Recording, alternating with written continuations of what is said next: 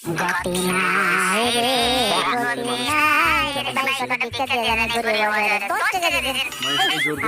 টিটিকে 10 টাকা দিয়ে দেন, এখান থেকে ফট দেন গো বাবারা, কত ভিক্ষা দিয়ে জানে এই গরিব বাবারে ভিক্ষা দিয়ে যান। ভাই একটু শুনেন তো, 10 ভিক্ষা দেন আমায়। আরে হালা হালা 10 টাকা ভিক্ষা দিতে, এই হালা আমি কি ফকির? আমি তো আমার এটা আমার পেশা, যা ভাগ এখান থেকে। শালা 10 টাকা বিক্রি দিতে যাই।